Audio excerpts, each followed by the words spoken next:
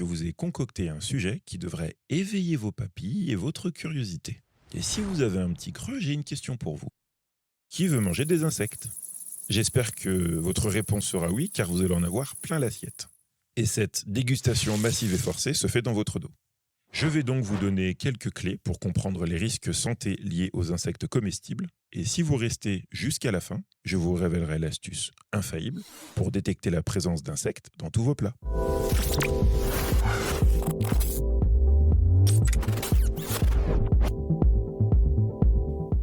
Avant de commencer, je vous invite à liker cet épisode, si le sujet vous intéresse.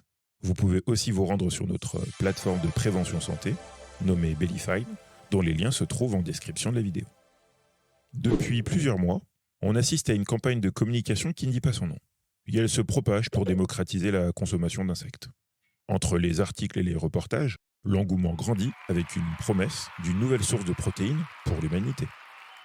Je vous invite à me dire en commentaire si vous mangez des insectes régulièrement, et si c'est le cas, sous quelle forme. Soyez libre de vous exprimer en commentaire, je suis juste curieux de votre retour. Quel que soit mon appétit pour les insectes, le but de cette vidéo est d'alerter sur les conséquences d'une trop grande consommation d'insectes sur votre corps.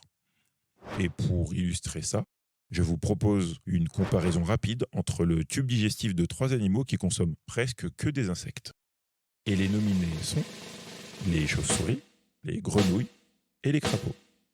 Pour les amoureux du Batman, les chauves-souris sont des créatures nocturnes qui sont 100% adaptées pour la consommation d'insectes. Elles capturent leur proie en vol avec une agilité fascinante. Une fois capturés et gobés, les insectes pénètrent dans le tube digestif.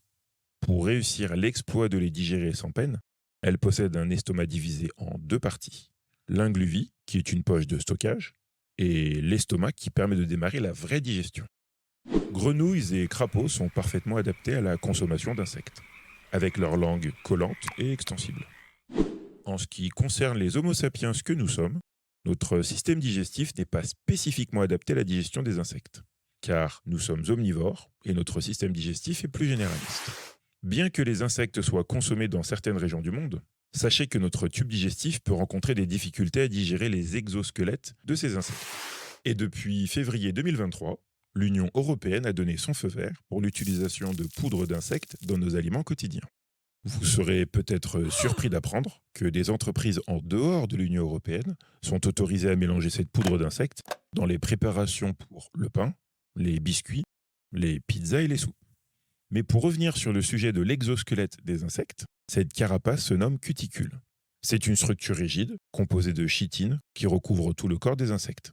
Et la digestion de la chitine peut poser un réel problème pour nos estomacs, car nous manquons d'enzymes nécessaires pour la décomposer efficacement.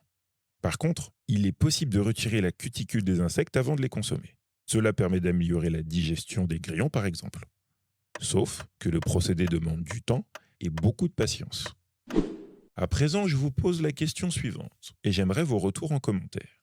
Pensez-vous réellement que temps et patience sont les maîtres mots de l'industrie alimentaire? Mauvaise réponse. Pensez-vous également qu'une entreprise vietnamienne et asiatique se soucie de la santé des consommateurs européens? Mauvaise réponse. À l'ère du tout de suite et du profit immédiat, soyons clairs, ça ne marche pas. Et je vous parie un bon repas que les étapes liées au retrait des cuticules ne seront pas respectées lors de la transformation en poudre d'insectes. En résumé, les ruminants possèdent les enzymes nécessaires pour digérer la chitine. Mais chez les êtres humains, elle est souvent associée à des réactions allergiques, tout comme certains champignons pathogènes, qui sont également riches en chitine.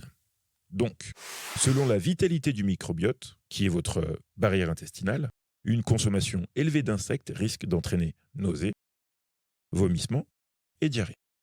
Il est même possible que votre rythme cardiaque soit altéré.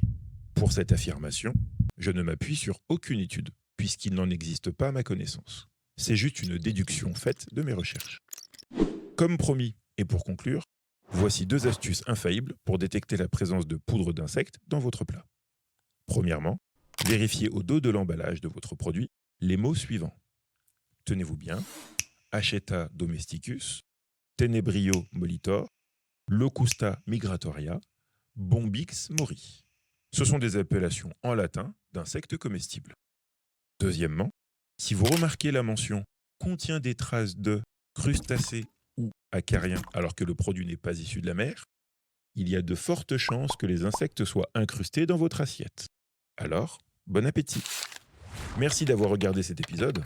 Je vous propose de poursuivre l'aventure avec une autre vidéo. On ne mord pas.